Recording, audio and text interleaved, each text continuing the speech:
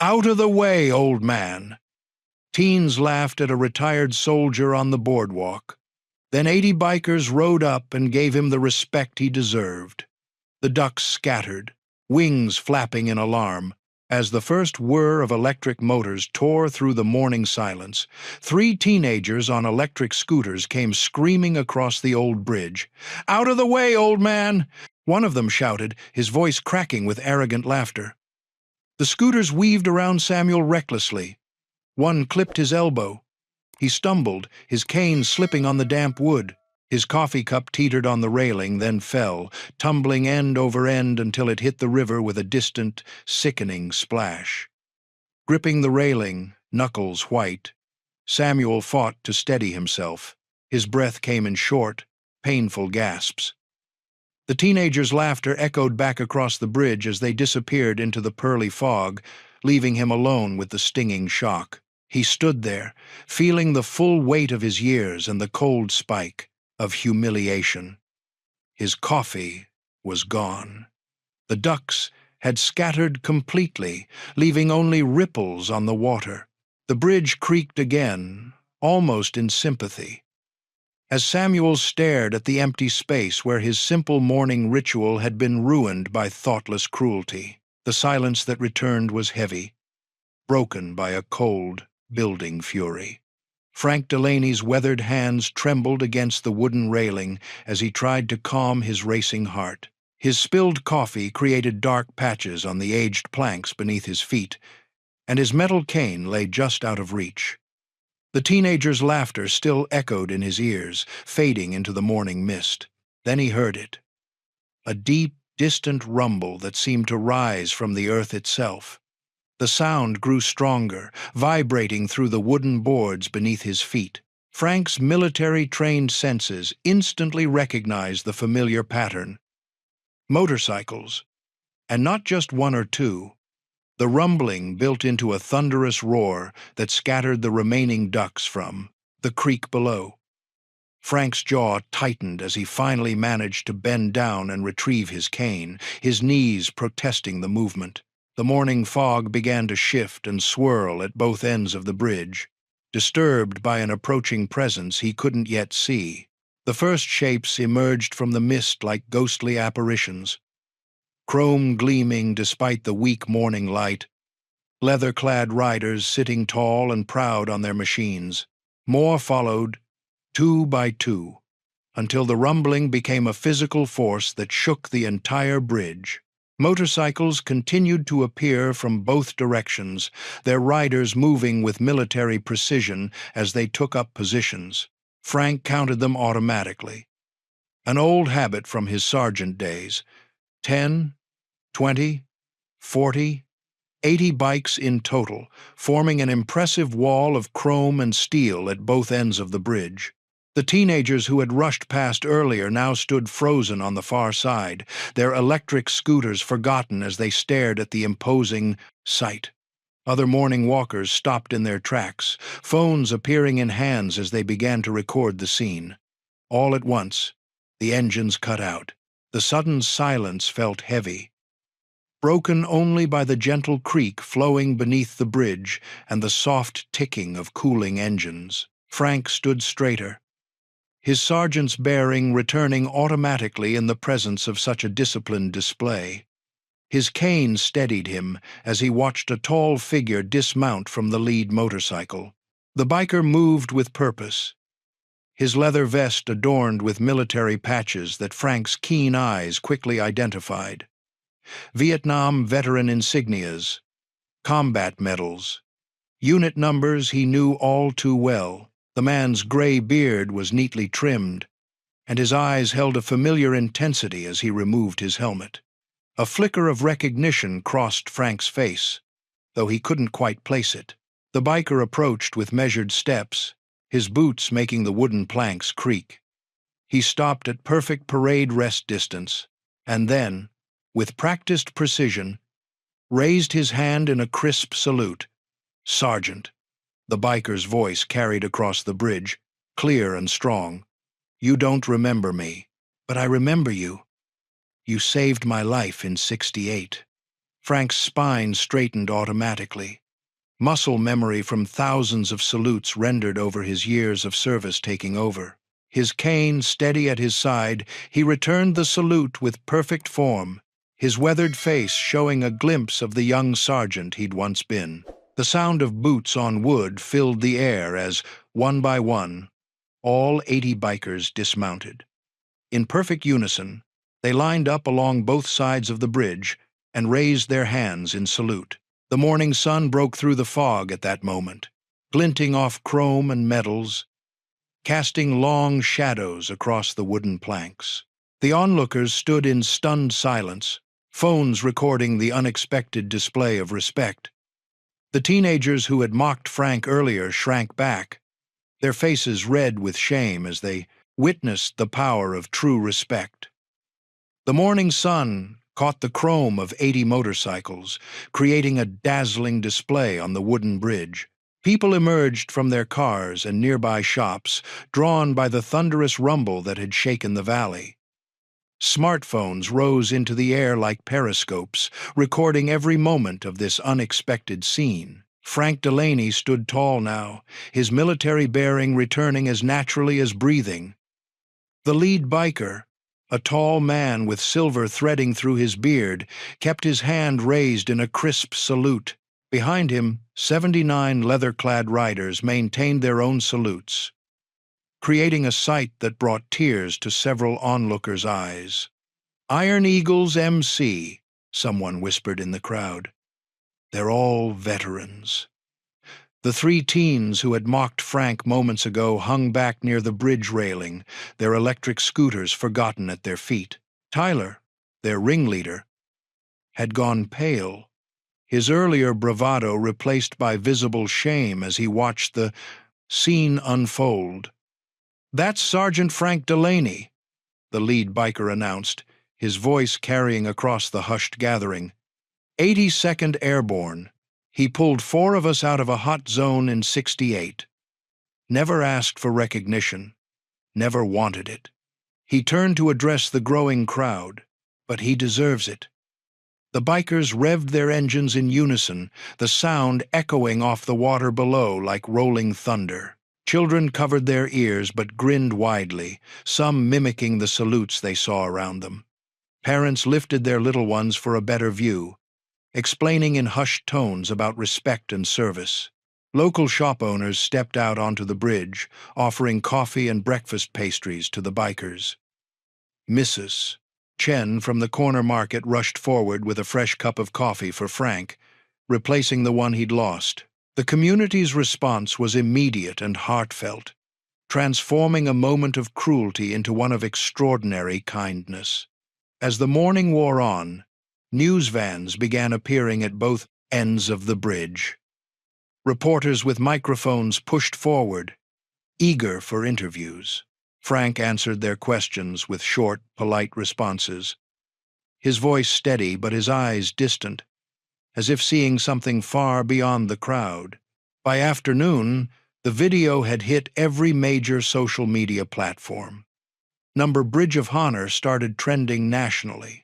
Local news websites ran headlines like "Spontaneous Tribute," 80 bikers honor veteran after teen harassment, and Vietnam vet receives surprise honor guard on Willow Creek Bridge. In his small house on the outskirts of town, Frank sat in his favorite armchair as darkness fell. His ancient flip phone buzzed repeatedly on the side table. Calls from reporters, old army buddies, people claiming to be long-lost relatives. The blue light of his television flickered silently, showing footage of that morning's events over and over. Frank reached out and picked up a framed photograph, its edges worn smooth with age. 4 young soldiers smiled back at him, their arms around each other's shoulders, the Vietnamese jungle dark behind them. He ran his thumb across the glass, remembering their faces, their voices, their laughter. The phone buzzed again. Without looking away from the photograph, Frank reached over and switched it off. The sudden silence felt heavy in the room. He turned his gaze to the window. where the night pressed against the glass like a black curtain. The day's events played through his mind: the mockery, the rumble of engines, the salutes, the cameras, the questions. After decades of carefully maintained routine, of quiet mornings on his bridge, everything had changed in an instant. Frank sat motionless in his chair, the photograph in his lap, his weathered face unreadable as he stared into the darkness beyond his window. The emotions churning inside him were too complex to name, too tangled to unravel. For now, he simply sat in the quiet of his home, letting the night wrap around him like a familiar blanket. Frank's morning routine never changed. 6 a.m. sharp, he'd shuffle down his gravel driveway to check the mailbox, even though he knew the mail wouldn't arrive for hours. Today felt different, though. His bones ached more than usual, and his mind kept drifting back to yesterday's events on the bridge. The metal mailbox creaked as he opened it. Inside, among the usual bills and junk mail, lay a plain white envelope with no return address. His weathered hands trembled slightly as he pulled it out, noting the local postmark. Back in his kitchen, Frank settled into his familiar wooden chair, the one that had supported him through countless solitary breakfasts.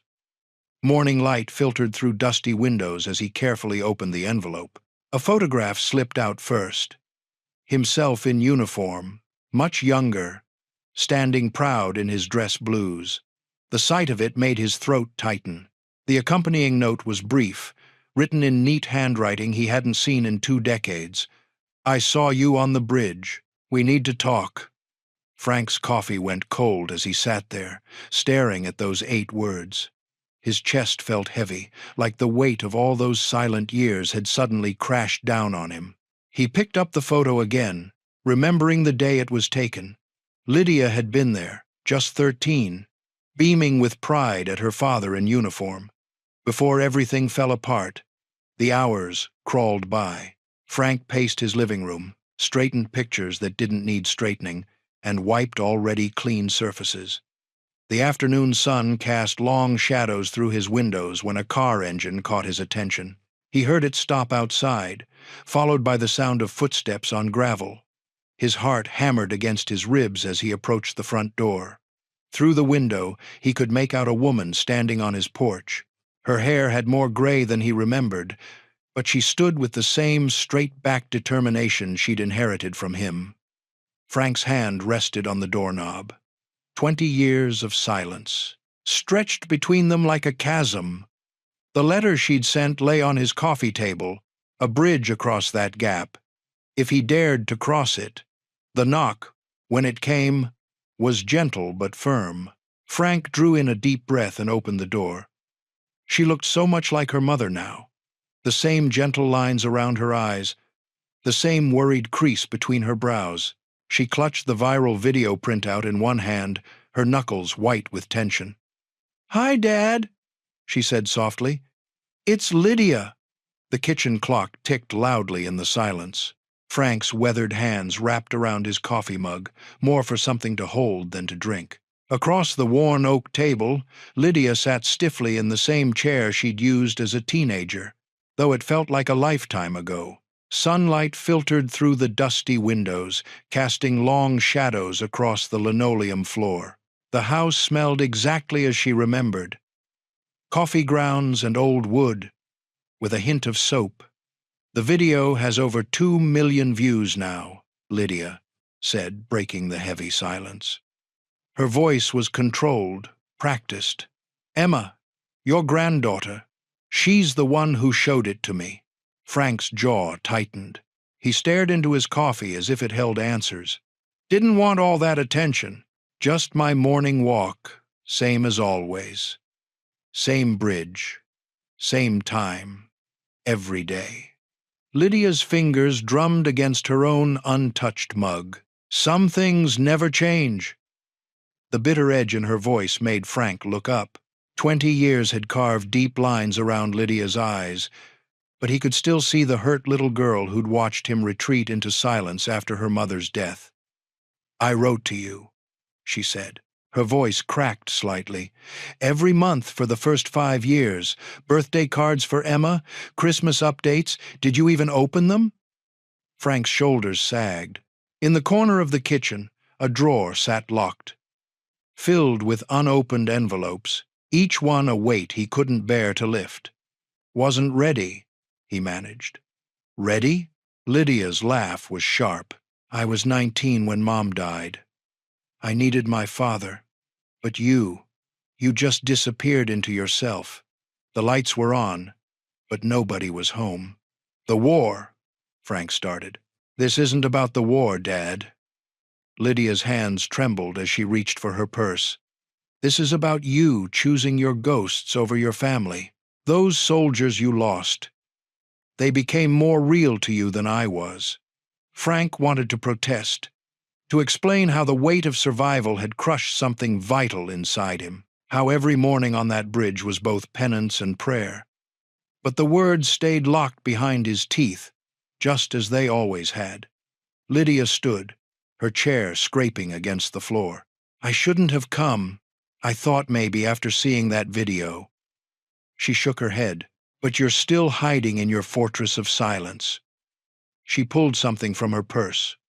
A folded piece of paper, bright with crayon colors. It fluttered onto the table between them. "Emma drew this last week, after seeing her grandfather for the first time." Lydia's voice softened. "She's 12. She has your eyes." Frank stared at the drawing.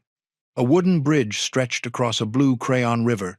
On it stood a tall figure in green, while ducks swam below. Childish letters spelled out, "Dear Grandpa, I hope you're real." His throat tightened. He reached for the drawing with trembling fingers, but Lydia was already moving toward the door, her heels clicking against the floor. Each step an echo of the past walking away again. The morning mist hung low over Willow Creek, painting the wooden bridge in soft grays and blues.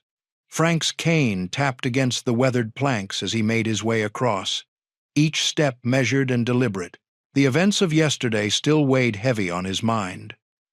Lydia's visit, those letters he'd never opened, and that crayon drawing that now sat on his kitchen table. The sun hadn't fully risen yet, but its pale light filtered through the fog, creating ghostly shadows on the water below. This was his time, when the world was still quiet enough to hear his own thoughts. Usually, he had the bridge to himself at this hour. Just him, the ducks, and the gentle current below. But today was different. At the far end of the bridge, a figure sat cross-legged on one of the wooden benches. As Frank drew closer, he could make out more details.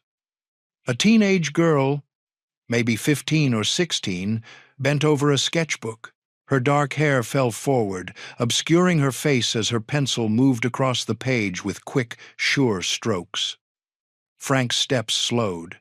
Something about her posture, the way she held herself, reminded him of Lydia at that age. The same focused intensity, the same artistic bent. His daughter used to sketch too, filling notebook after notebook with her drawings until he pushed the memory away. The girl didn't look up as he approached. Her pencil continued its dance across the paper, creating lines and shadows that Frank couldn't quite make out from his angle. She wore a faded jean jacket despite the morning chill, and a backpack rested against the bench beside her. Frank's routine was to stop at the middle of the bridge, where the view of the creek was best. But today, his usual spot felt too close to this unexpected visitor. He debated turning around, coming back later when the bridge would be empty again. Instead, he found himself moving forward, his cane making its steady rhythm against the planks. As he drew level with the bench, he caught a glimpse of her sketch. It was the bridge itself, rendered in careful detail, with particular attention paid to the old support beams and the way they cast shadows on the water. The morning breeze rustled the pages of her sketchbook, carrying with it the scent of river water and wet wood. A pair of ducks glided beneath the bridge, their quiet quacks echoing off the water. Frank took another step, then another, moving past the bench with his eyes fixed ahead. "You're the soldier, right?" Her voice was soft but clear, cutting through the morning silence. Frank's steps faltered for just a moment, his cane freezing mid-tap against the wooden planks. He could feel her eyes on him now, though he didn't turn to meet them. He stood there, caught between steps, as still as the morning air around them. The girl's question hung between them, unanswered. Frank's jaw tightened, his free hand clenching slightly at his side. Behind him, barely above a whisper, he heard her words, "I think you're my grandpa." The afternoon sun cast long shadows across Frank's front porch as 3 motorcycles rumbled up his gravel driveway. Frank sat in his old wooden rocking chair, watching as Big Mike and 2 other Iron Eagles members dismounted their bikes. The familiar scent of leather and exhaust filled the air. "Hope you don't mind some company, Sarge," Big Mike called out, removing his riding gloves. His weathered face broke into a warm smile as he climbed the creaky steps. The other 2 riders, both sporting gray, beards and Vietnam veteran patches, followed close behind.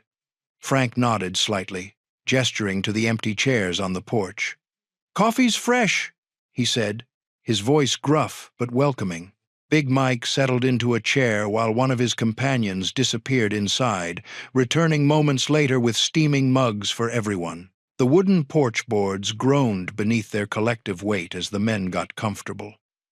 "Remember that night outside Da Nang?" Big Mike asked, taking a careful sip. "When our unit got pinned down in that rice paddy?" Frank's eyes flickered with recognition. His fingers traced the smooth handle of his coffee mug.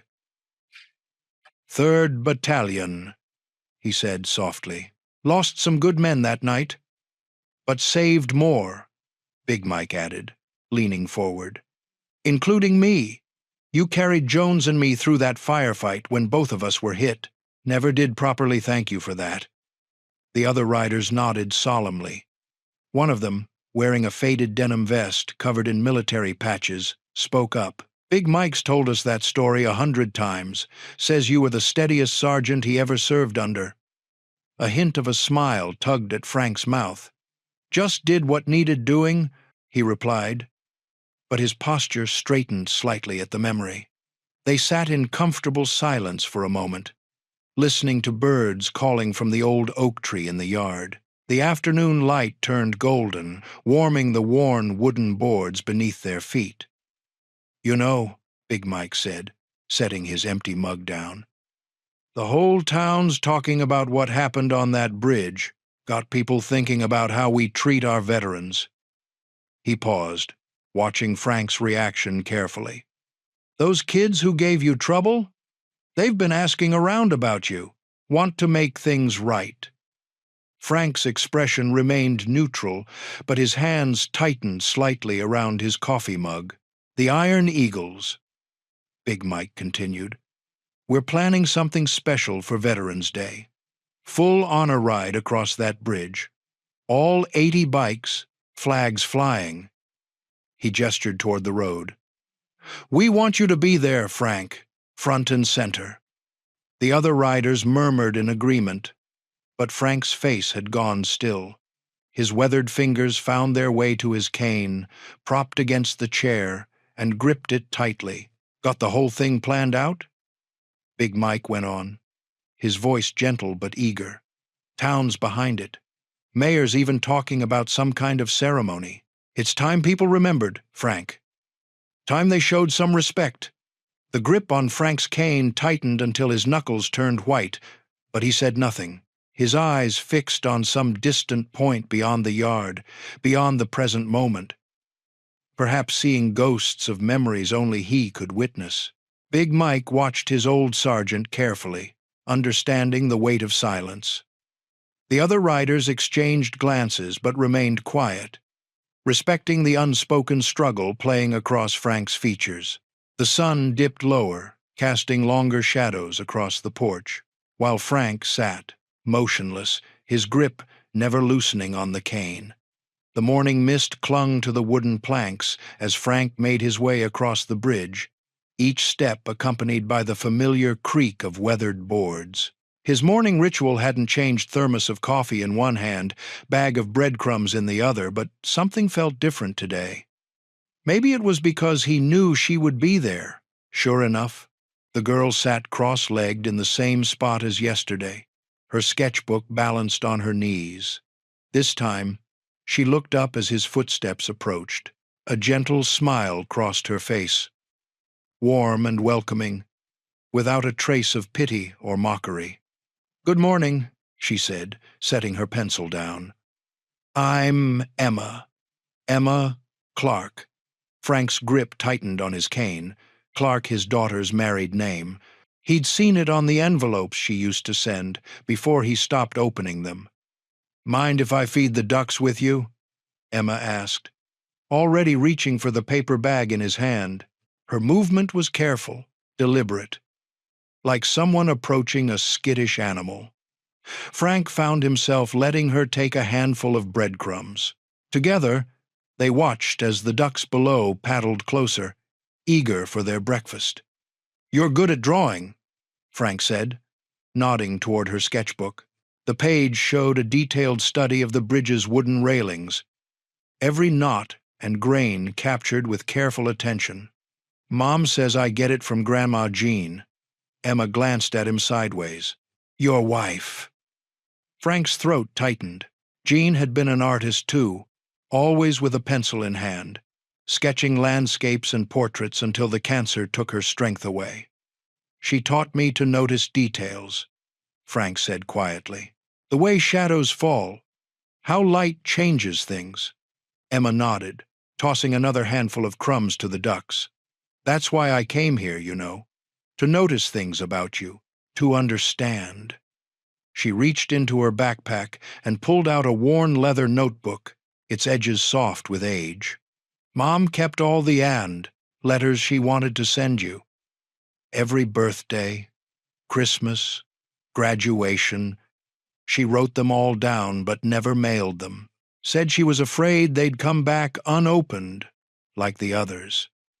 Frank's hands trembled as Emma held out the notebook. The leather felt warm, alive with words he'd never read, moments he'd missed, a lifetime of his daughter's thoughts captured in ink and paper. "She doesn't know I brought these," Emma continued, her voice gentle but firm. "But I thought maybe you'd want to know what she wanted to tell you all these years." Frank opened the notebook with unsteady fingers. The first page bore his daughter's familiar handwriting. "Dear Dad," the words blurred before his eyes. "You don't have to read them now," Emma said, gathering her sketching supplies. "But I'll be here tomorrow morning if you want to talk about them." She stood up, brushing wood dust from her jeans. "The ducks will be here too." She held out the paper bag of remaining breadcrumbs, and Frank took it, his weathered hands meeting her young ones for a brief moment. The notebook weighed heavy in his other hand, 20 years of unspoken words waiting to be discovered. Frank's hands trembled as he settled into his worn leather armchair, the notebook heavy in his lap.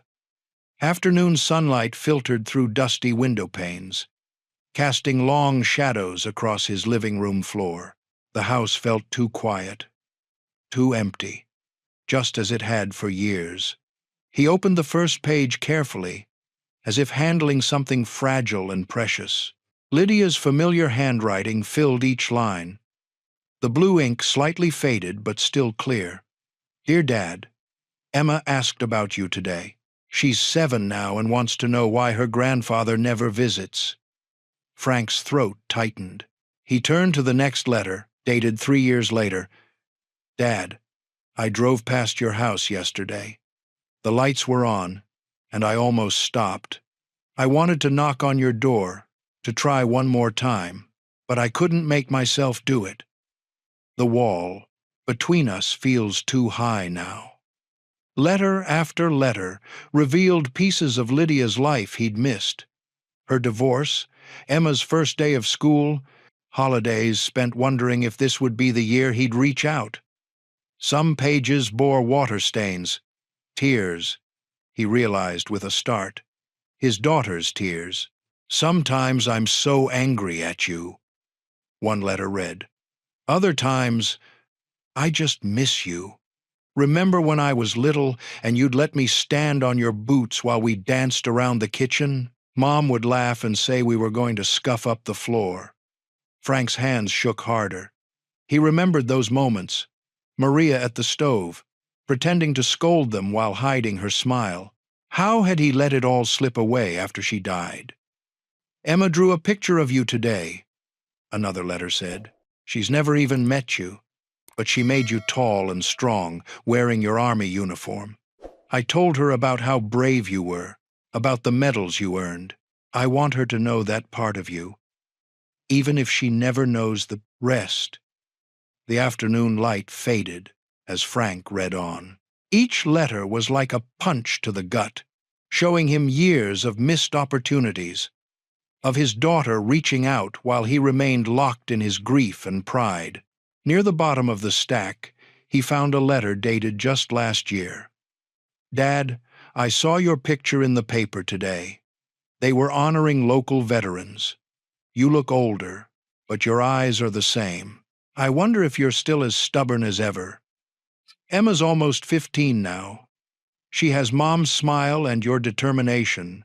Sometimes when she sets her jaw a certain way, she looks just like you." Frank's vision blurred. He thought of the girl on the bridge, of her quiet strength and gentle eyes. How much of her life had he missed? How many moments had slipped through his fingers while he held on to his pain? The last letter was the shortest. "I miss you, Dad. I miss Mom. I miss who we used to be." Something broke inside Frank then. A dam he'd built decades ago, holding back everything he couldn't face. Tears spilled down his weathered cheeks as he pushed himself up from the armchair, legs unsteady. He made his way to Maria's old rocking chair by the window, where she used to sit and watch the sunset. Sinking into it, he felt the familiar creak of wood, smelled the faint trace of her perfume that somehow still lingered after all these years. "Maria," he whispered into the empty room, his voice rough with tears. "I messed up so bad, Maria." I let them both go. The morning mist clung to the wooden planks as Frank stood in his usual spot, his weathered hands gripping the familiar railing. But today was different. Instead of watching the ducks below, his eyes kept drifting to the far end of the bridge, searching for a glimpse of Emma's silhouette through the fog. His coffee had grown cold, untouched in its thermos. The bread for the ducks remained sealed in its plastic bag. Frank's military-trained sense of time told him it was 6:45 a.m. She'd been here at this time the past few days. The soft sound of footsteps on wood made him turn. There she was, sketchbook tucked under her arm, wearing a light blue sweater against the morning chill. Emma's face brightened when she saw him, but she approached slowly, as if afraid to startle a wild animal. "I wasn't sure you'd be here," she said, stopping a few feet away. Frank cleared his throat. Speaking had never been easy for him, but the weight of those unread letters made his words feel even heavier. "I read them," he said. "All of them. Your mother's letters." Emma nodded, her fingers fidgeting with the corner of her sketchbook. The morning breeze lifted strands of her dark hair, reminding Frank so much of Lydia at that age that his chest tightened. "Thank you," he managed, his voice rough, "for bringing them to me, for being brave enough to come here day after day." He paused, struggling to find the right words. "For showing up when I didn't deserve it." Emma took a step closer. "Mom says I got my die, stubbornness from you." A small smile tugged at Frank's lips. "Your grandmother used to say the same thing about your mother." They stood in comfortable silence, watching a family of ducks glide beneath the bridge. Frank opened the bag of bread, offering some to Emma. Together, they scattered pieces into the water, creating tiny ripples that spread out across the surface. "I've been drawing this bridge," Emma said, opening her sketchbook, "every morning, from different angles. But something was missing." She turned the page to show him. "It was you. The bridge needed you in it." Frank studied the careful pencil strokes that captured his familiar stance, the way he leaned slightly on his cane, his daily ritual of feeding the ducks. She'd drawn him not as others might see him, old, isolated, broken, but as someone who belonged, someone who mattered. "You've got talent," he said softly, "like your grandmother." She could make anything beautiful with just a pencil and paper. Emma's eyes lit up. "Mom never told me that.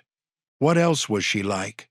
Frank felt something shift inside him, like a rusty door slowly opening. She loved mornings like this. Said the fog made everything look like a fairy tale. He gestured at the misty scene around them. "She'd set up her easel right here, drive me crazy worrying she'd knock it into the creek." They began walking together, their steps falling into an easy rhythm. Frank found himself sharing more memories, small details he'd locked away for years. Emma listened intently, occasionally sketching quick lines in her book as they walked. As they reached the end of the bridge, Emma turned to him. "Would you—" She hesitated, then squared her shoulders. "Would you come to dinner tomorrow night? Mom's making pot roast." Frank's grip tightened on his cane. 20 years of dinners alone flashed through his mind. 20 years of silence and regret. He looked at Emma's hopeful face, saw Lydia in her eyes, saw his late wife's gentle smile. After what felt like forever, he nodded. Frank stood on Lydia's front porch, his weathered hand hovering over the doorbell. The small ranch house looked well kept, with potted geraniums dotting the steps and warm light spilling from the windows. His stomach churned as he caught the scent of pot roast, his late wife's specialty, drifting through the evening air. Before he could press the bell, Emma opened the door with a bright smile. "You came!" She wore a pretty blue dress, her sketchpad tucked under one arm. "Right on time," Frank said, adjusting his collar. He'd put on his best flannel shirt and polished his old dress shoes for the occasion.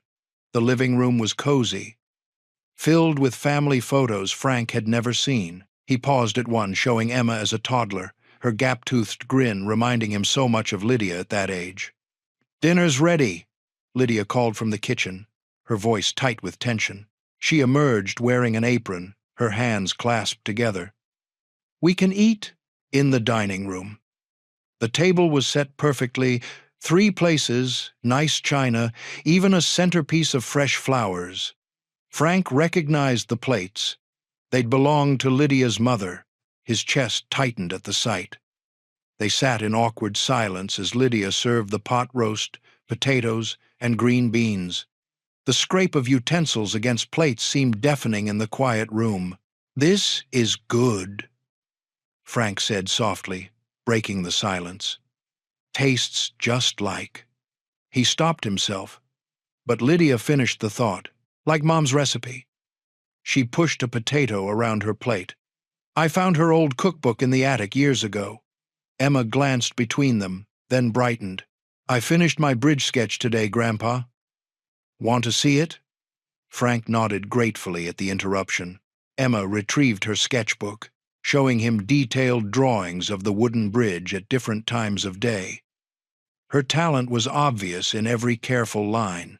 "You've got your grandmother's gift," Frank said, his voice rough with emotion.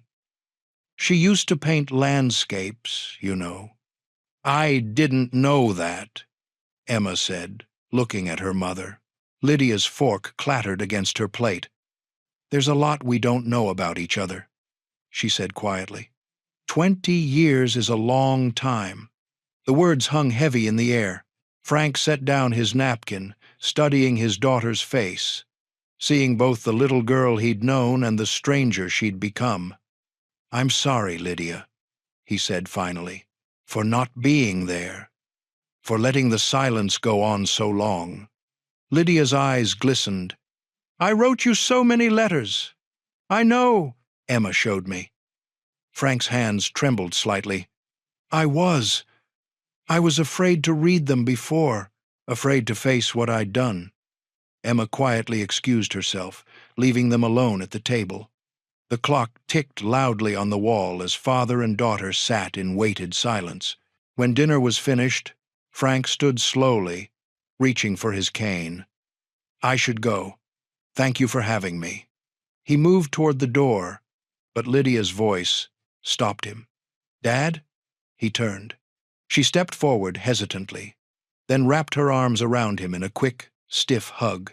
Frank stood frozen for a moment, then carefully returned the embrace. It was awkward and uncertain, but it was real. Their first hug in 2 decades.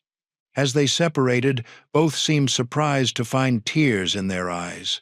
The morning sun cast long shadows across the wooden planks as Frank and Emma continued their now daily ritual of feeding the ducks. Emma's sketchbook lay open beside her, the rough outline of the bridge taking shape on its pages.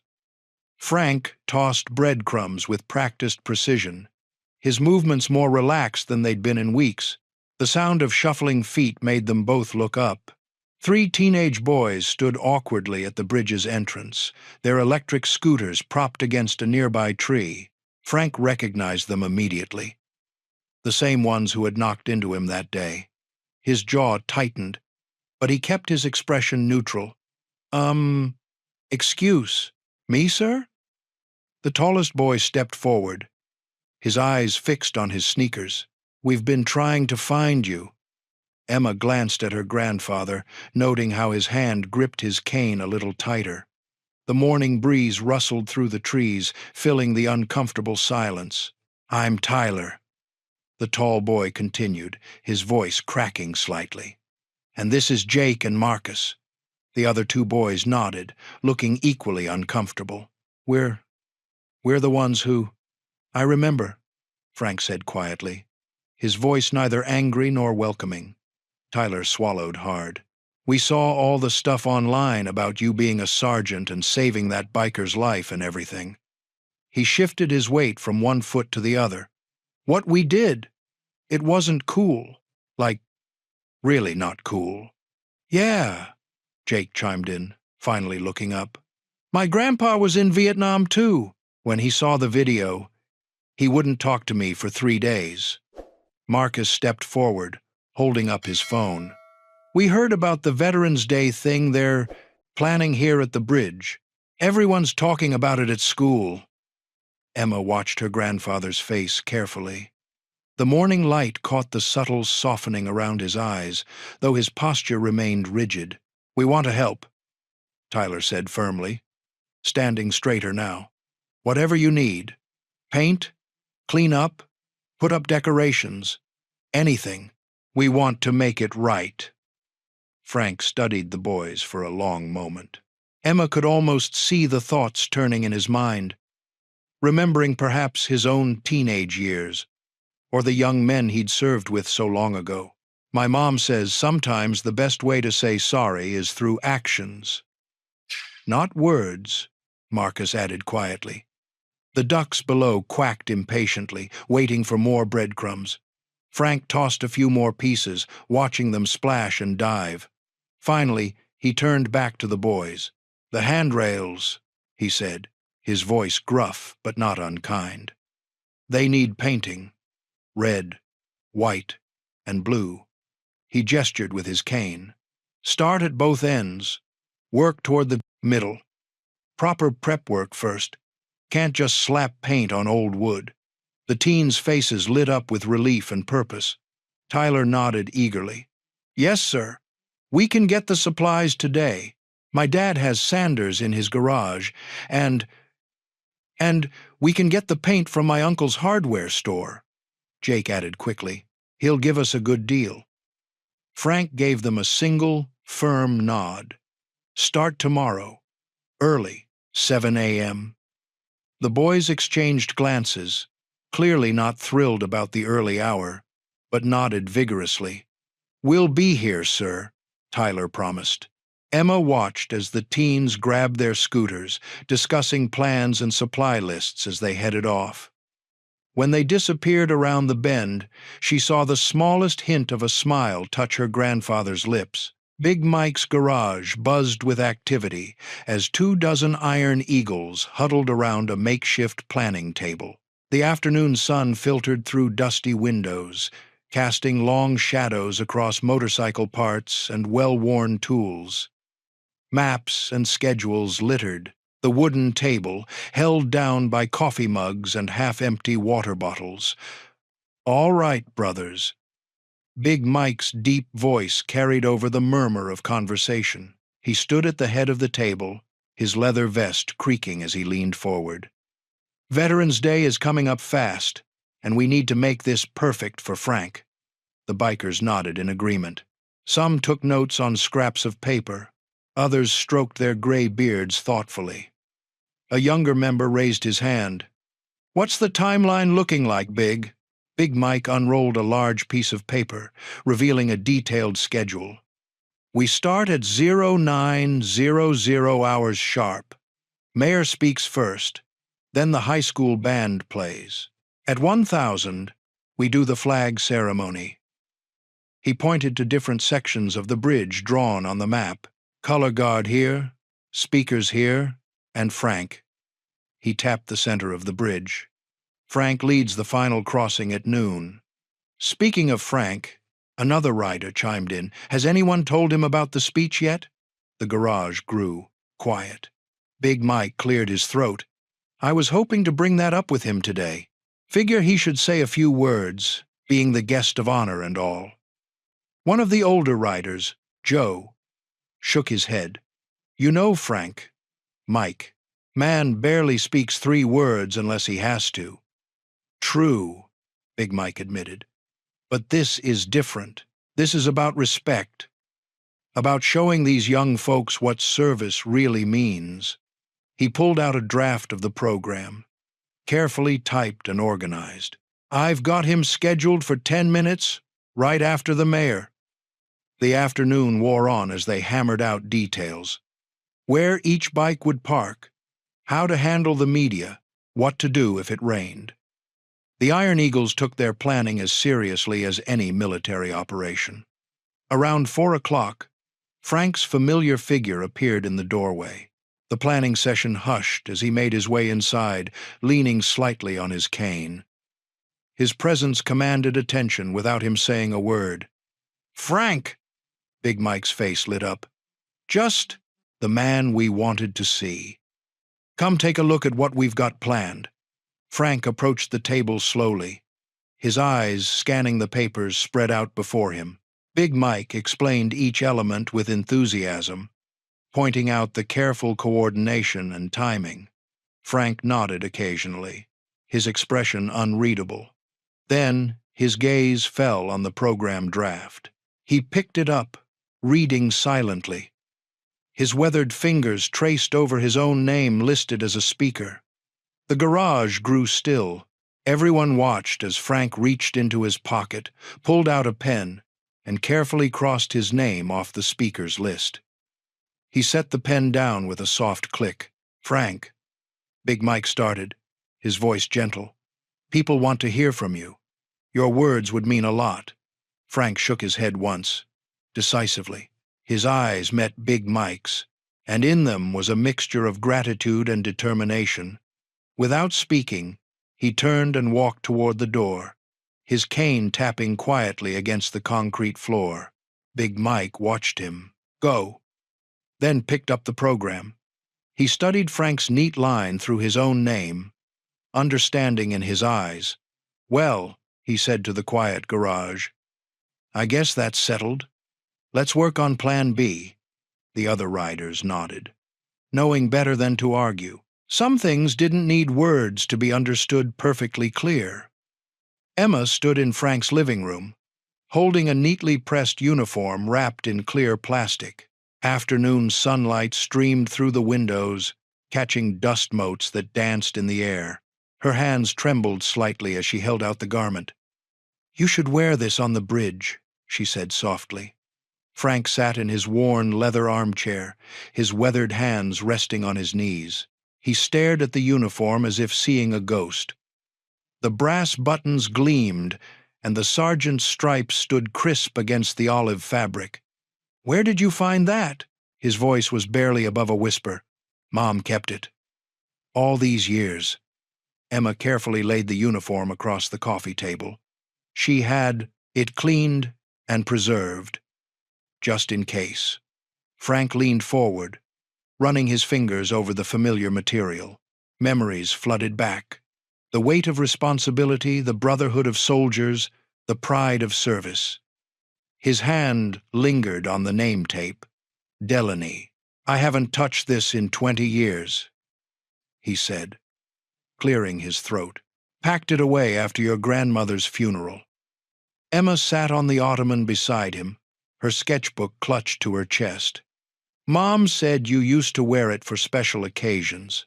Veterans Day, parades, and such." That was a lifetime ago. Frank's eyes grew distant. "Your grandmother loved seeing me in uniform. Said it reminded her of the day we met." Standing slowly, Frank moved across the room to an old cedar chest tucked in the corner. The floorboards creaked beneath his feet as he knelt, his joints protesting. Emma watched as he lifted the heavy lid. The musty scent of aged wood and memories filled the air. Inside, carefully preserved pieces of his past lay waiting. Frank's hands moved deliberately through the contents. Yellowed papers, old letters bound with faded ribbon, a folded American flag in its triangle case. His fingers brushed against a small wooden box. Inside, medals caught the light. Bronze Star, Purple Heart, campaign ribbons from a war fought long ago. Each one carried its own story, its own weight of memory. At the bottom of the trunk, protected in a simple silver frame, lay a photograph. Frank lifted it carefully, as if it might crumble in his hands. The image showed a young woman with Emma's same gentle smile, standing on Willow Creek Bridge. Sunlight played on the water behind her, and she was laughing at something beyond the camera. "Is that?" Emma began. "Your grandmother," Frank finished. "Margaret. First time I took her to the bridge." He traced the edge of the frame with his finger. "She loved that spot, said it was where she felt closest to heaven." The photograph trembled slightly in his grip as he stared at his wife's face, preserved in that perfect moment of joy. Around him lay the physical markers of his life, medals earned in combat, flags folded in honor, memories preserved in paper and metal. Emma watched her grandfather, seeing the emotions play across his usually stoic face. The uniform on the coffee table seemed to wait patiently. A bridge between past and present, between the young soldier he had been and the man he had become. Frank continued to gaze at the photograph, lost in remembrance, while the afternoon sun slowly shifted across the medals and flags that surrounded him. The autumn wind rustled through the newly hung flags on Willow Creek wooden bridge. Frank's cane tapped steadily against the weathered planks as he and Emma walked side by side. The morning sun cast long shadows through the fresh red, white, and blue paint on the railings. "Your grandmother loved this bridge," Frank said, pausing to rest his hand on the rail. "She'd bring a thermos of coffee every Sunday morning. Just sit here and watch the sunrise." Emma pulled her sketchbook closer to her chest, her eyes fixed on her grandfather's weathered face. "What was she like?" Frank's eyes softened as he gazed across the water. "Sarah was? She was sunshine, even on the darkest days." He cleared his throat. "When I came back from Vietnam, I was different, angry, scared, but she'd just take my hand and walk me across this bridge, every single day, until the nightmares started to fade." They continued walking, their footsteps echoing in harmony with the gentle flow of the creek below. A group of volunteers worked at the far end, hanging more decorations for the upcoming ceremony. "The day I met your grandmother," Frank continued, "I was stationed at Fort Bragg. She worked at the local diner." A rare smile crossed his face. "I spilled coffee all over myself trying to ask her out." Emma giggled, and Frank's smile widened slightly.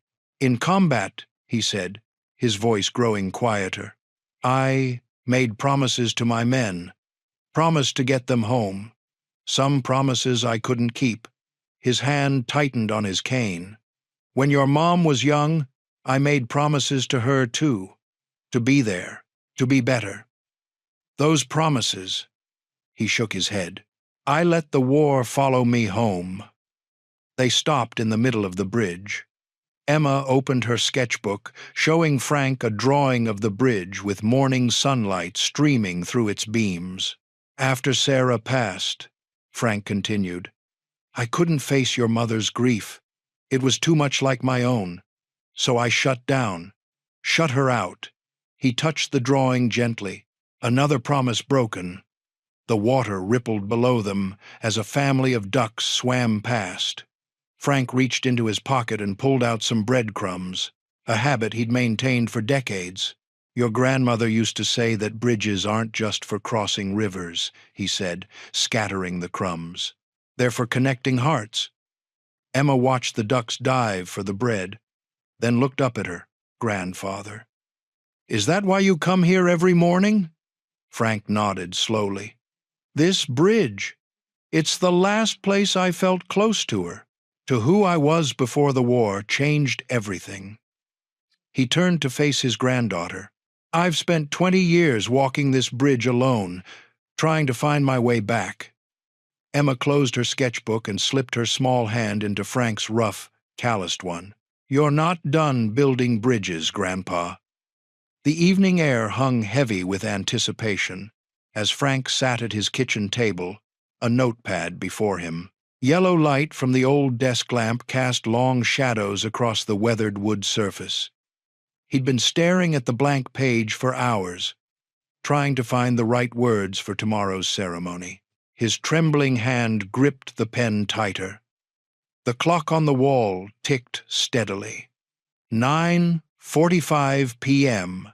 Through the window, he could see the decorated bridge in the distance, its newly painted railings gleaming under the streetlights. "Just write what you feel," he muttered to himself, echoing Emma's earlier advice. The pen scratched against paper as he began. 20 years ago, I walked away." A sharp pain shot through his left arm. Frank's breath caught in his throat. The pen clattered to the floor as his hand went limp. His chest felt like it was being crushed in a vice. Sweat beaded on his forehead as the room began to spin. He tried to stand, to reach for the phone, but his legs wouldn't cooperate. The kitchen tilted sideways as he slumped in his chair. His last conscious thought was of Lydia's face at Sunday dinner, finally smiling at him after all these years. Through the fog of his fading consciousness, he heard knocking at the front door. Lydia's voice called out, "Dad, I brought those old photos you asked about." The sound of her key in the lock, footsteps. "Dad?" Her gasp cut through the silence as she rushed to his side. "Dad! Oh God, Dad!" Her hands were on his shoulders, then fumbling for her phone. Her voice seemed to come from far away as she spoke to emergency services. "My father. He's collapsed. Breathing but not responsive. 1247 Oak Street." The world faded to black. Harsh fluorescent lights stabbed at Frank's eyes as consciousness returned. The steady beep of monitors filled his ears. Hospital. The antiseptic smell brought back memories of another hospital room, decades ago, when he'd said goodbye to Mary. Lydia sat beside his bed, dark circles under her eyes. When she saw him stirring, she leaned forward, squeezing his hand. "You scared me half to death." Frank tried to speak, but the words came out garbled. Panic rose in his chest as he realized he couldn't form the sounds properly. His right side felt heavy, unresponsive. A doctor in a white coat entered, clipboard in hand. "Sergeant Delaney, good to see you awake. I'm Dr. Peters." He spoke clearly but not condescendingly. "You've had what we call a minor stroke. The good news is we caught it early, thanks to your daughter." Frank attempted to sit up, but his body wouldn't cooperate. The doctor placed a gentle hand on his shoulder. "You'll need to take it easy for a while. Your speech and mobility on your right side are affected, but with therapy, we expect significant improvement." The Veterans Day ceremony. The bridge. Frank's eyes darted to the clock on the wall. Lydia understood immediately. "Dad, don't worry about tomorrow. We'll cancel." Frank shook his head violently. With tremendous effort, he pointed to the notepad on the bedside table. Lydia handed it to him, along with a pen. His left hand shook as he wrote 3 simple words: "Don't cancel bridge."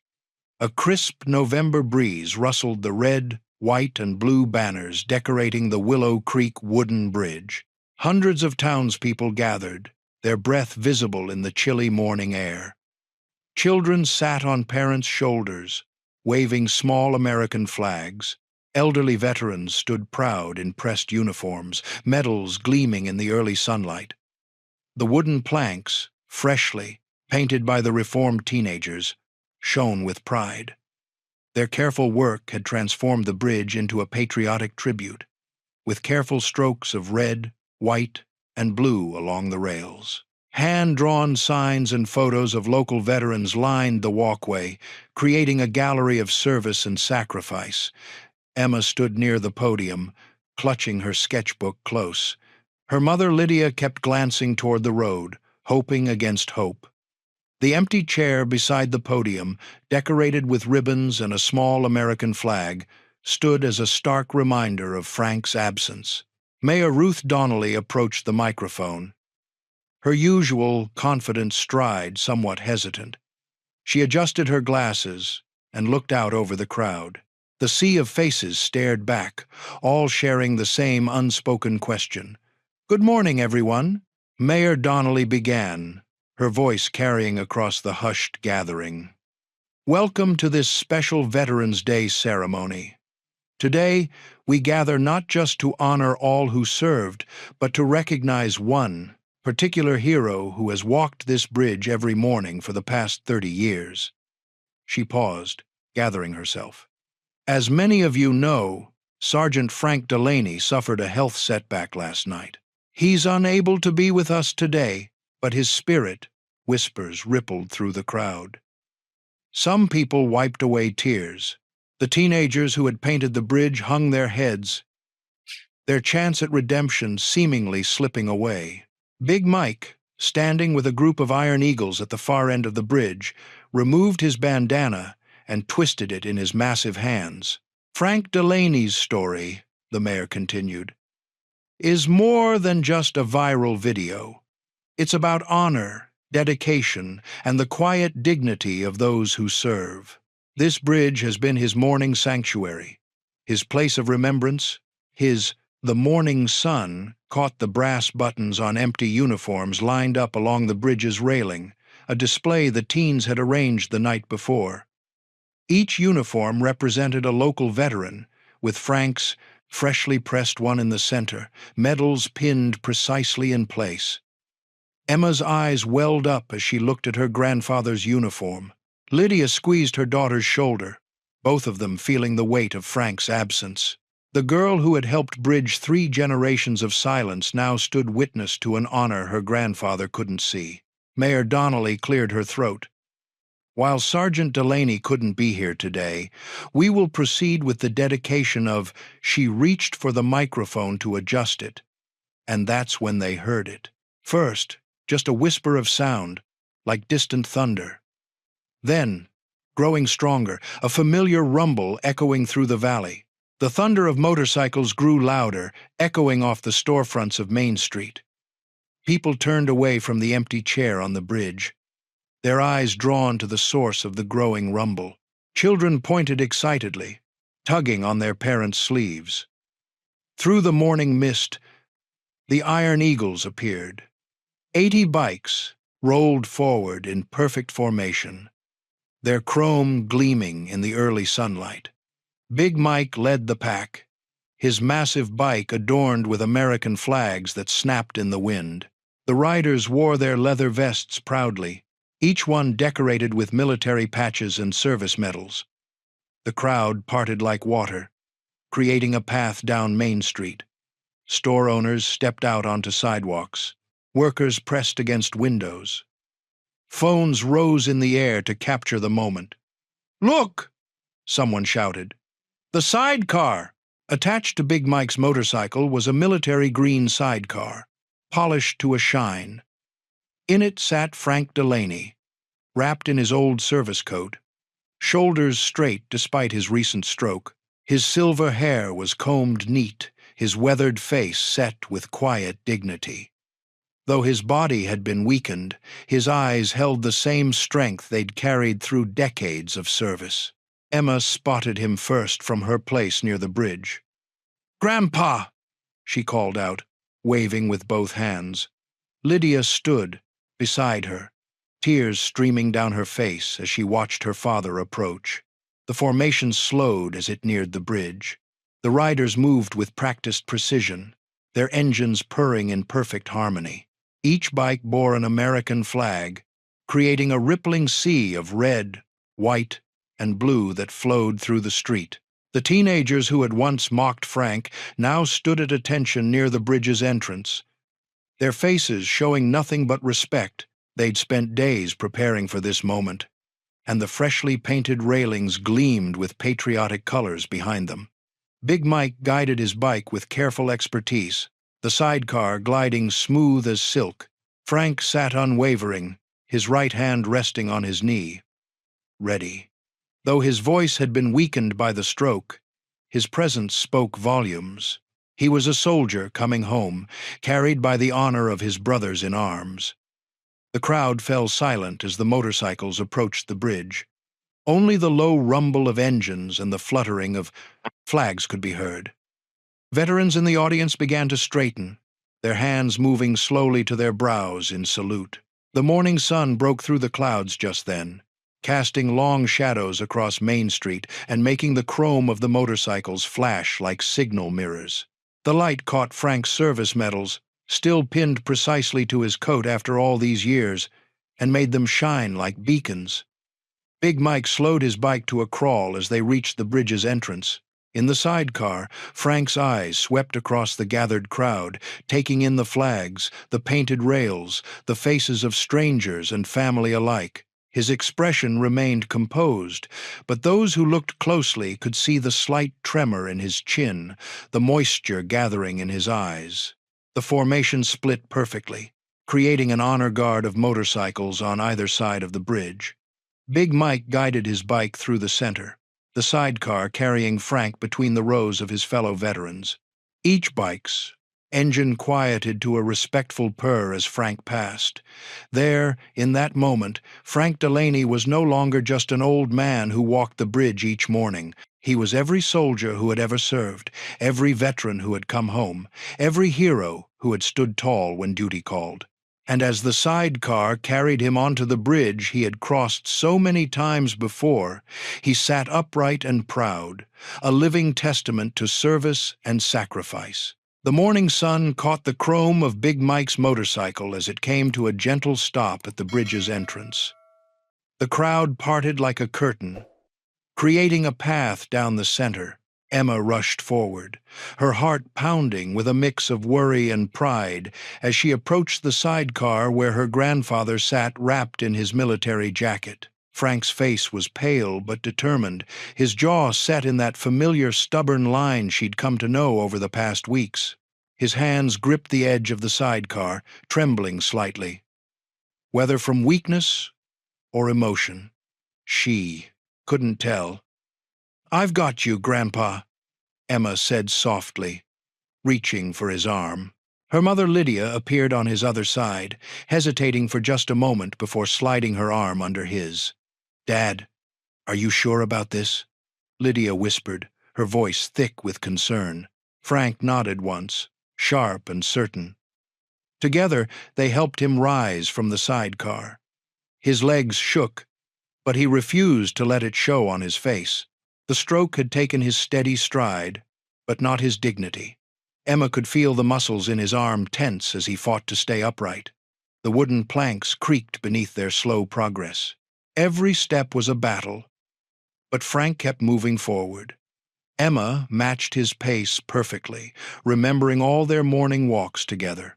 Lydia adjusted her stride too, mother and daughter working in silent harmony to support the man between them.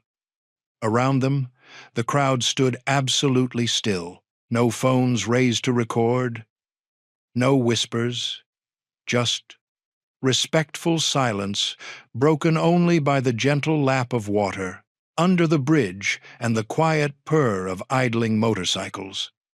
They reached the center of the bridge, where an empty chair waited. Frank paused, breathing hard from the effort, but didn't sit. Instead, he straightened his back as much as he could, though he still needed to lean heavily on Emma and Lydia. The teenagers who had once mocked him, Tyler and his friends, stood near the chair, their faces solemn.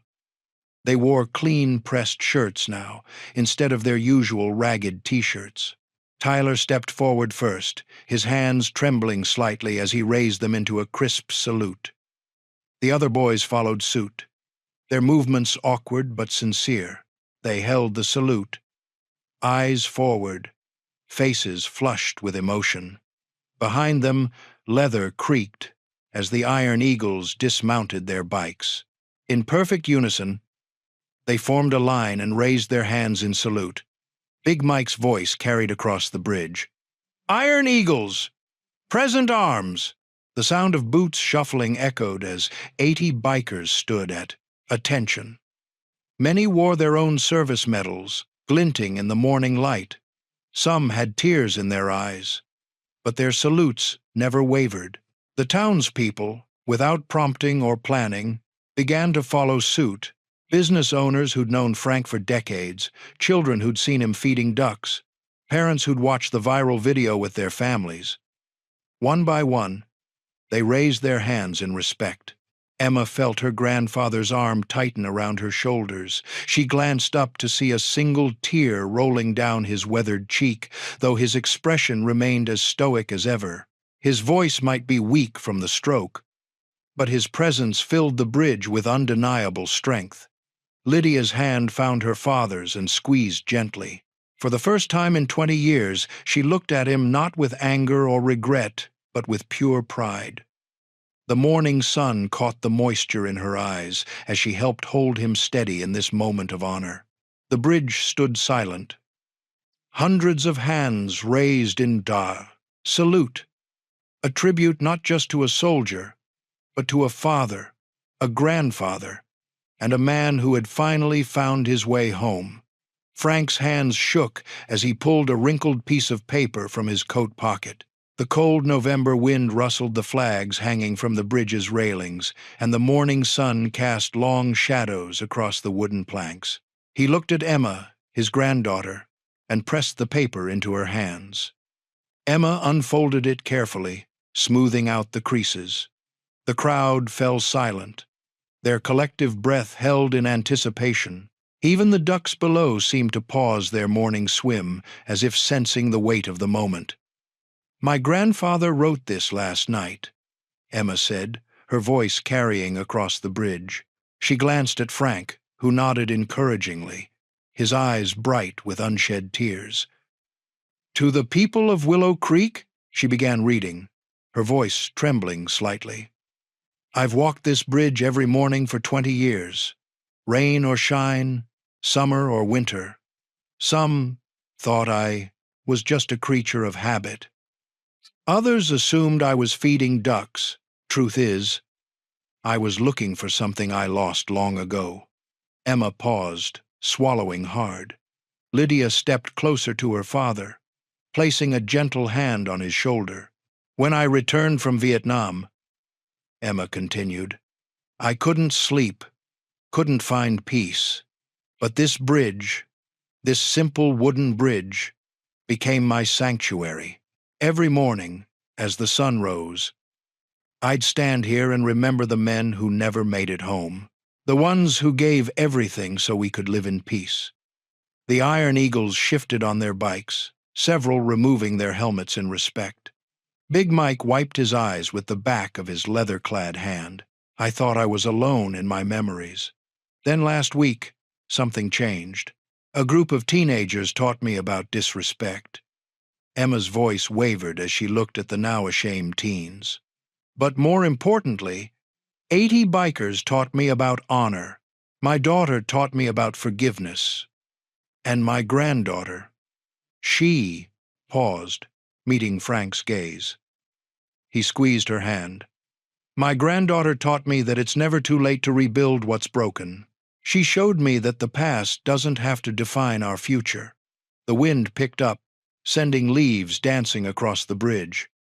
Emma's voice grew stronger as she continued. This bridge has been more than just a crossing for me. It's been a teacher. Every plank, every nail, every creak tells a story. Of soldiers who never came home, of family bonds I let rust away, of chances I was too afraid to take. Lydia wiped tears from her cheeks as Emma read the final words.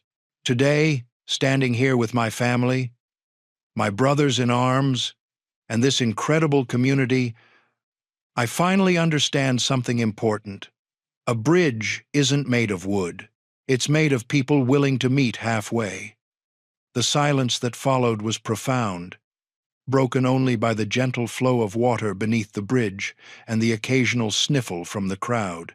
Frank stood straight and tall, supported by his daughter and granddaughter, his eyes glistening with pride and gratitude.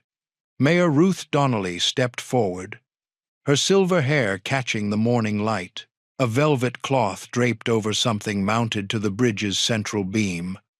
The crowd hushed, and even the gentle lap of water beneath seemed to quiet in anticipation.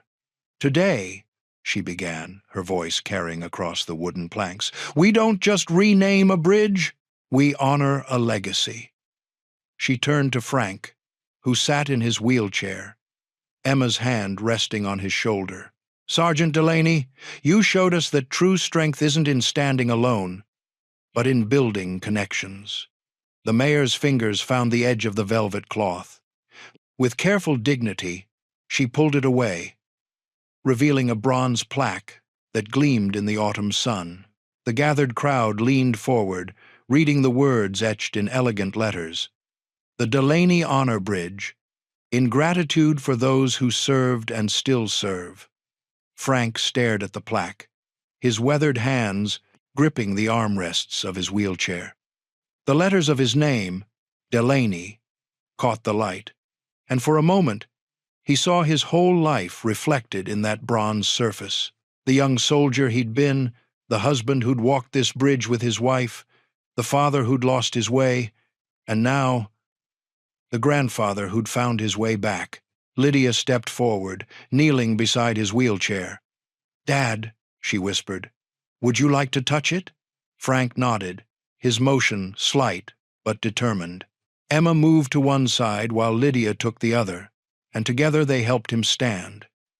The crowd watched in respectful silence as Frank took 3 shaky steps toward the plaque. The same bridge that had once witnessed his humiliation now bore witness to his dignity. His fingers trembled as they reached out, touching the cool metal surface. The engraved letters felt solid and real beneath his touch.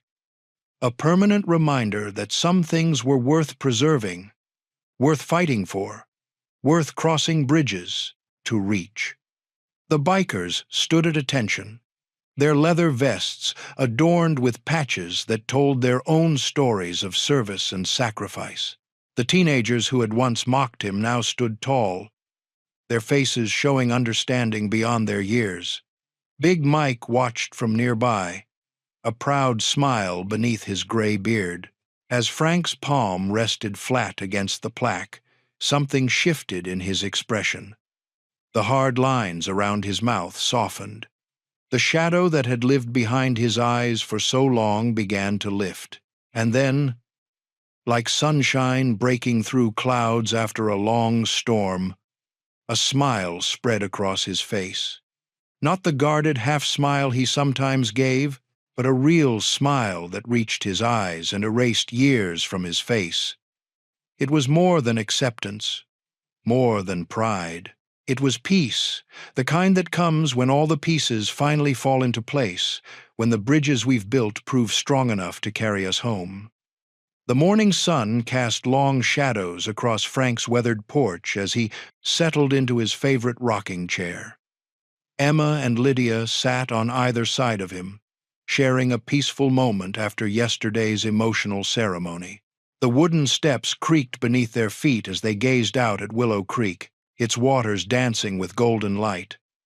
Frank's hands rested on his cane, his fingers tracing the smooth wood worn by years of use. The morning air was crisp and clean, carrying the sweet scent of autumn leaves. Below them, ducks paddled lazily across the river's surface, creating gentle ripples that caught the sunlight. "The bridge looks different now," Lydia said softly, breaking the comfortable silence. She was right. Even from here, they could see the fresh paint gleaming, the new flags dancing in the breeze, and the bronze plaque catching the morning light. Emma pulled out her sketchbook, her pencil moving quickly across the page as she captured the scene. "Everything looks different now," she said, glancing up at her grandfather with a warm smile. Frank nodded, his eyes fixed on the horizon. The stroke had left his speech somewhat slurred, but his words came easier with each passing day. "Never thought I'd see the day," he said, his voice rough but clear enough. "All those years, walking alone." Lydia reached over and squeezed his hand. The gesture was small, but spoke volumes about how far they'd come. "You're not alone anymore, Dad." Emma held up her sketch, showing a detailed drawing of the bridge with people crossing it. Families, veterans, young and old, all meeting in the middle. "You know what yesterday reminded me of?" she asked, her eyes bright with inspiration. "How much wisdom gets lost when generations don't talk to each other?" Frank leaned forward slightly, interested. "How do you mean, well?" Emma continued, flipping to a fresh page in her sketchbook. "Look at what happened with those teens who made fun of you. They didn't understand what they were seeing. Just an old man on a bridge. But then they learned your story, and everything changed." Lydia nodded thoughtfully. "They've been different ever since. I saw them helping other elderly folks cross the street yesterday." Emma's pencil moved faster as she spoke, sketching rough outlines of people talking, sharing stories. "What if we could make that happen more often? Not just wait for viral videos and dramatic moments." Frank watched his granddaughter's hands move across the paper, her enthusiasm infectious. "What's on your mind, Emma?" She turned the sketchbook around, showing a series of quick drawings. Veterans talking with students, older folks teaching young ones, teenagers helping seniors with technology. "I want to start a mentorship program," she announced. "We could call it the Wooden Bridge Project." Lydia straightened in her chair, her eyes lighting up. "That's actually brilliant, honey." "We could use the bridge as a meeting place," Emma continued, her words tumbling out faster now. "Bring people together, share stories, teach skills. The Iron Eagles already said they'd help, and the mayor's office would probably support it too." Frank sat quietly for a moment, considering. The river flowed steadily below, constant and unchanging, yet always moving forward, just like time itself. He thought about all the stories he'd carried alone for so many years, and how sharing them had finally begun to heal old wounds. Emma watched him anxiously, waiting for his response. "What do you think, Grandpa?"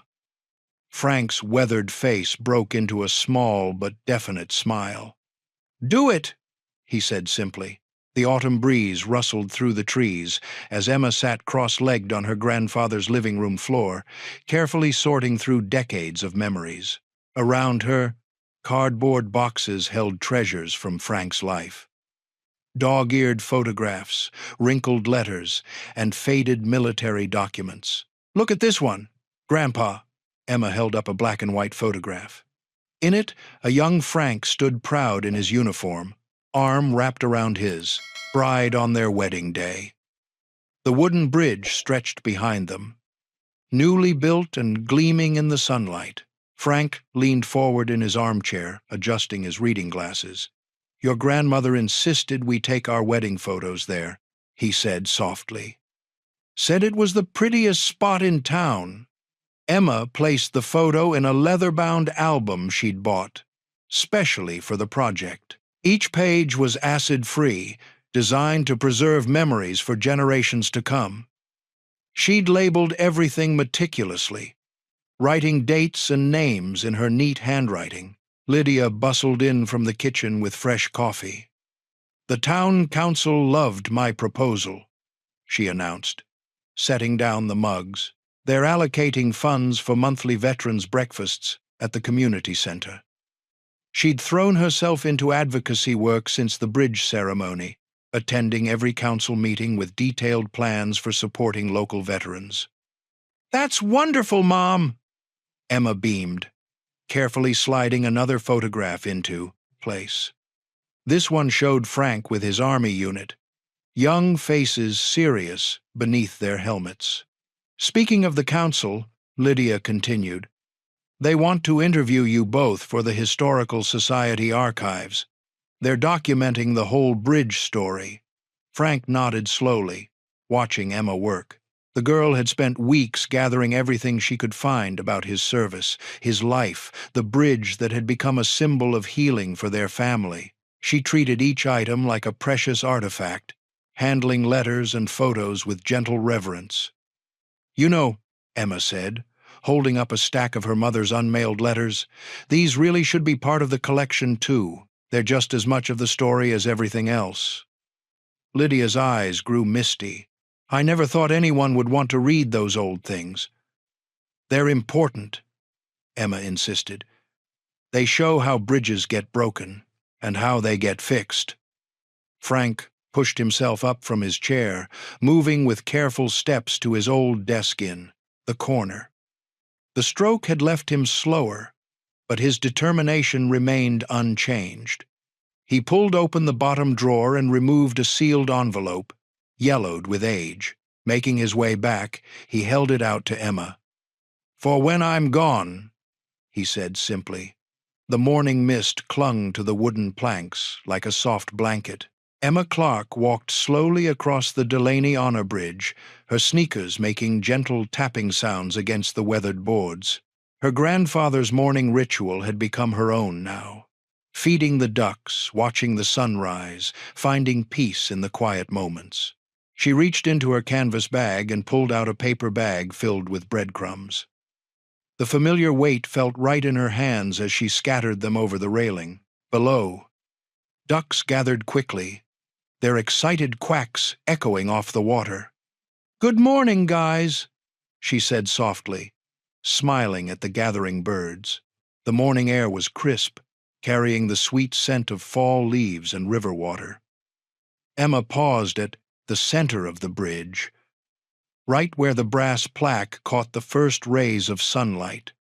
Her fingers traced the engraved letters of her grandfather's name. The metal was cool against her skin, and memories of that Veterans Day ceremony flooded back. The roar of motorcycles, the sea of saluting hands, the pride in Frank's eyes. From her bag, she pulled out a worn envelope. Frank had given it to her 3 weeks ago, his hands trembling slightly as he'd pressed it into her palms. "For when I'm gone," he'd said, but his eyes had twinkled with that familiar spark of life. The envelope had stayed sealed until now, tucked away in her sketchbook. Emma settled onto the wooden bench that the town had installed near the plaque. Her heart beat a little faster as she carefully broke the seal. Inside was a single sheet of paper, covered in her grandfather's precise handwriting. The strokes were slightly shaky but determined, just like Frank himself. The morning sun grew stronger, burning away the mist in gentle waves. A few early joggers passed by, nodding respectfully at the plaque. Emma took a deep breath and began to read the letter aloud, her voice carrying softly over the flowing water below. "Dear Emma," she read, her voice catching slightly. "You brought light back into my life when I thought all the bridges had burned. You showed me that it's never too late to rebuild what's broken." She paused, wiping away a tear that had escaped down her cheek. The ducks below continued their peaceful morning routine, unbothered by her emotion. "The bridge was my hiding place," she continued reading, "but you made it a meeting place.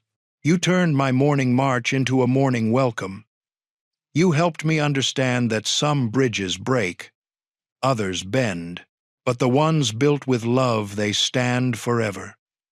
As if on cue, the distant rumble of motorcycle engines echoed through the valley. Emma smiled through her tears, looking up from the letter. The morning mist swirled around the bridge's wooden beams, dancing in the growing sunlight. The sound grew fainter, then faded entirely, leaving only the gentle splash of river water and the soft cooing of ducks.